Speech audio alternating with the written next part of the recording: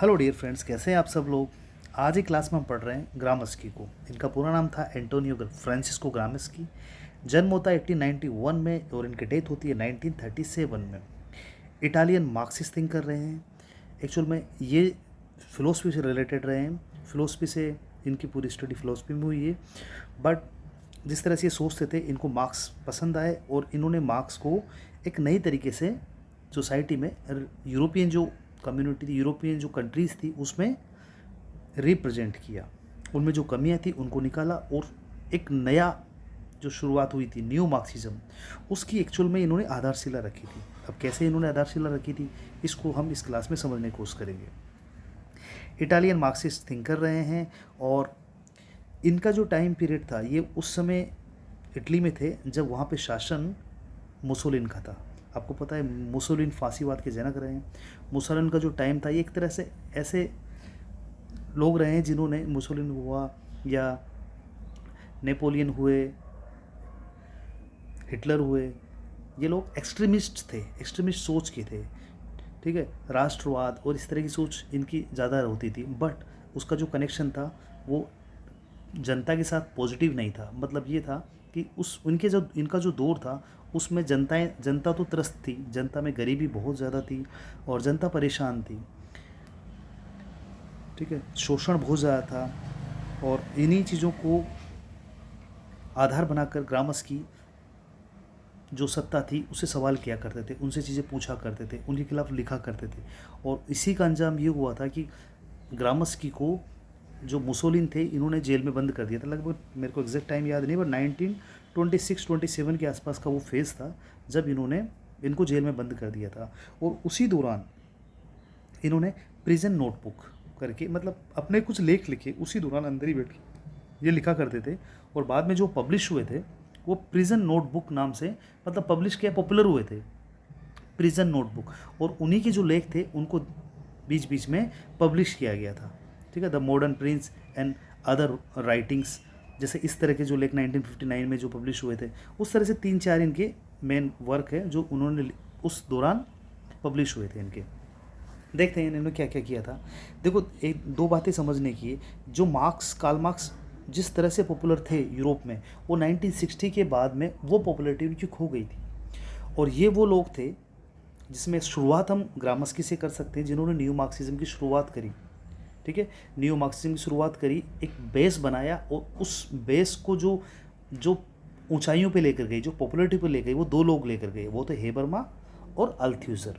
इन दोनों ने new Marxism को अच्छे से डेवलप किया। जैसे स्ट्रक्चरल जो मार्क्सिज्म की बात करते हैं वो अल्थ्यूजर को हम बोलते हैं। ठीक है, तो जो एज इट इज आइडियाज़ जो मार्क्स ने दिए थे, उन आइडियाज़ को ये फॉलो नहीं करते थे, उसमें कुछ चेंजेस करके सोसाइटी के हिसाब से चीज़ों को बदला और अपने नए विचार उसमें डाले। उसके बाद में 1960-1970 के आसपास का 1970 के आसपास का जो टाइम था, उसमें कार्ल मार्क्स के विचारों की पॉपुलैरिटी को वापस बढ़ाया।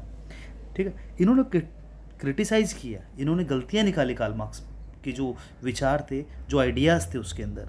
और जो गलतियां निकाली वो उनको डाउन करने के लिए नहीं निकाली, बट उनको उनको जस्टिफाई किया। कहते हैं ना, एक सच्चे मार्क्सिज्म को डेवलप करने में इन लोगों ने योगदान दिया। और जिस योगदान किसने दिया सच्चे मार्क्सिज्म को डेवलप करने में, वो दिया हेबरमास और अल्थीजर जैसे न्यू मार्क्सिस्ट लोगों ने। और उसकी जो आधारशिला रखी थी वो रखी थी ग्रामस्की ने। देखो, इन्होंने इकोनॉमिक डिटर्मिनेशन और द्वंद्वात्मक भौतिकवाद जो थे उन दोनों को विरोध किया। इन्होंने कहा कि इकोनॉमिक जो डिटर्मिनेशन है ना चीज़ों के लिए, वो ठीक नहीं है। मतलब हर चीज़ के लिए सिर्फ इकोनॉमी जिम्मेदार है, ये ठीक नहीं है। इसके लिए इन्होंने मना किया कि ये ऐसा नहीं है, चीज़ें अलग अलग है। जैसे मान लो विचार भी प्रभावित करते हैं, पॉलिटिक्स प्रभावित करती है और इकोनॉमी तो प्रभावित करती ही है। उसके साथ ही इन्हें द्वंद्वात्मक भौतिकवाद का भी विरोधी बताया। कहा, मतलब मार्क्स को ने जो अवधारणा दी थी द्वंद्वात्मक भौतिकवाद, उसमें इन्होंने कहा था ना कि दो चीज़ें होती है और उन दोनों में विरोध होता है और विरोध के फलस्वरूप परिवर्तन आता है। ठीक है, तो इन्होंने इसका विरोध किया कि उन्होंने कहा इस तरह से चीज़ें नहीं है, दो ही वर्ग होते हैं, ऐसा कुछ नहीं है, वर्ग दो से अधिक होते हैं। ठीक है, इनको भाषा विज्ञान में अत्यधिक रुचि थी। भाषा विज्ञानी तो ये थे ही सही, मतलब फिलोसफी से रिलेटेड थे, बट भाषा विज्ञान में इनको रुचि थी। इसी कारण से इन्होंने मार्क्सवाद को भाषाई दृष्टि से देखा। मतलब जैसे अगर इकोनॉमिक डिटर्मिनेशन लिखा है तो ऐसा नहीं कि जो ये वर्ड है इसी पे जाएंगे, इसको ही तोड़ तोड़ के देखेंगे इकोनॉमिक वर्ड को, और एक रियल मीनिंग निकालने की कोशिश करेंगे। यही भाषा विज्ञानी करते हैं ना। आर्थिक तत्व के आधार पर समाजवाद की स्थापना संभव नहीं, इन्होंने बोला कि आर्थिक तत्व के आधार पर समाजवाद की स्थापना संभव नहीं है, इसके लिए पूंजीवाद के विरुद्ध वैचारिक लड़ाई लड़नी होगी। देखो, इसको समझने की ज़रूरत है, थोड़ा ध्यान समझोगे तो आप समझ जाओगे। ये बोलते थे कि दो वर्ग है, जैसे संचित और वंचित, और संचित और वंचित का जो आधार माना था इन्होंने बोला था कि जिसके पास हैव और हैव नोट, मतलब जिसके पास संसाधन है और जिसके पास संसाधन नहीं है, मतलब जिसके पास इकोनॉमी है और जिसके पास इकोनॉमी नहीं है, ये दो वर्ग माने थे। धीरे धीरे इनके अंदर जो स्वयं में जब ये वर्ग बन जाते हैं, ठीक है, स्वयं के लिए वर्ग और स्वयं में वर्ग, जब ये स्वयं में वर्ग बन जाते हैं, स्वयं के लिए वर्ग बन जाते हैं, मतलब जब ये क्रांति के लिए तैयार हो जाते हैं, तब ये उस वर्ग पे एक तरह से जाकर उसको कंट्रोल कर लेते हैं और अपनी सत्ता स्थापित कर लेते हैं, और इसी को इन्होंने समाजवाद कहा था। जब इन्होंने कहा था कि जो संसाधन है उस पर जनता का नियंत्रण हो जाएगा, तो ये समाजवाद है। इन्होंने कहा ऐसा नहीं है कि इकोनॉमी के आधार पर चीज़ें होती है, ऐसा नहीं है। इन्होंने कहा है कि इसके लिए वैचारिक लड़ाई लड़नी होगी। वैचारिक लड़ाई मतलब कल्चरल, ये चीज़ों को कल्चरल और वैल्यू आधारित मानते हैं। मतलब ये कहते हैं कि इकोनॉमी के आधार पे चीज़ें नहीं हो रही। दो वर्गों में आप सोचो कि ये जैसे दो वर्ग हैं तो इसमें इकोनॉमी के अंदर ही डिफरेंस है, ऐसा नहीं है। इन्होंने बोला है कि जैसे इनका जो कल्चर है, ये हम पे कंट्रोल करते कैसे हैं, जो एक तरह से इसको और इजी लैंग्वेज में समझो, जो अमीर लोग हैं वो गरीबों पे कंट्रोल करते कैसे हैं, उनका कल्चर डिफरेंट रखते हैं, ठीक है, उनकी शिक्षा डिफरेंस रखते हैं, ठीक है, उनके धर्म का जो स्तर है वो अलग है, वो हमारी तरह नहीं है, ठीक है, उनका जो लाइफ स्टाइल है वो अलग है। तो इन्होंने कहा कि जब तक आप वैचारिक लड़ाई नहीं लड़ोगे, मतलब इकोनॉमिक लड़ाई का कोई मतलब नहीं है, इकोनॉमिक लड़ाई हम पैसा ले भी लेंगे ना तब भी उन लोगों को नहीं हरा पाएंगे। उसके लिए हमें जो कल्चरल रूप से, एजुकेशन के रूप में, इन सब विचार जिनसे विचार पनपते हैं, जिनसे एक अमीर और गरीब में डिफरेंस क्रिएट हो रहा है, उनके डिफरेंस को हमें हटाना होगा। समझे आप बात को? मतलब ये है कि पूंजीवाद की जो लाइफस्टाइल है, पूंजीवाद जिन कल्चर को फॉलो करता है, पूंजीवाद जिन वैल्यूज़ को फॉलो करता है, उनके बराबर की हमें लड़ाई लड़नी होगी। मतलब उनके जो काउंटर जो हमें करना है वो उस तरह का करना होगा, उसी तरह का करना होगा। कार्ल मार्क्स कहते हैं कि जो काउंटर करना है वो इकोनॉमिक आधार पे करना है, बट ये कहते हैं नहीं, ऐसा नहीं है, वैचारिक स्तर पे करना होगा। ठीक है, आई थिंक आप समझ गए होंगे। तो ग्रामस्की जो थे ये मानवतावादी विचारक थे, मतलब मानव को इम्पोर्टेंस देते थे, मानव के जो जैसे शोषण जो होता है उसकी बात करते थे, और जिस तरह से लोग परेशान हैं उसकी बात करते थे, और ये निरंकुश शासन के खिलाफ भी थे, मतलब लिखा करते थे मुसोलिनी के खिलाफ, जो मैंने आपको बताया। अच्छा, इनके जो विचार थे, यहीं से डिस्कोर्स की शुरुआत होती है। अब डिस्कोर्स क्या है? डिस्कोर्स के लिए एक सिंपल वे में हम बताएं तो एंथोनी गिडेंस ने जो बुक लिखी थी सोशियोलॉजी, उसके 4th एडिशन में इन्होंने इसकी चर्चा करी है। डिस्कोर्स या विमर्श का मतलब है सामाजिक जीवन के किसी विशेष क्षेत्र में सोचने की पद्धति। ठीक है, ये आप गिडेंस की जो डेफिनेशन इसको याद कर लीजिए, बट मैं इसको और अच्छे से समझा देता हूँ।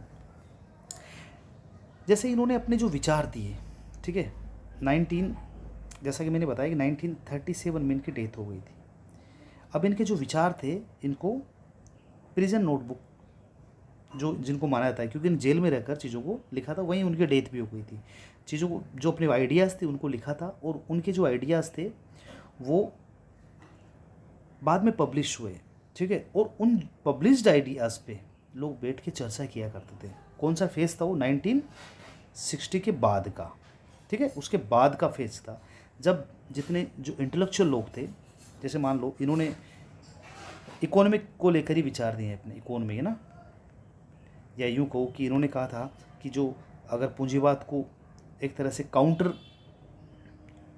अटैक या काउंटर व्यूज़ उसके देने हैं तो आपको वैचारिक लड़ाई लड़नी पड़ेगी, मतलब उसके विचारों को देना पड़ेगा, ना कि इकोनॉमी को।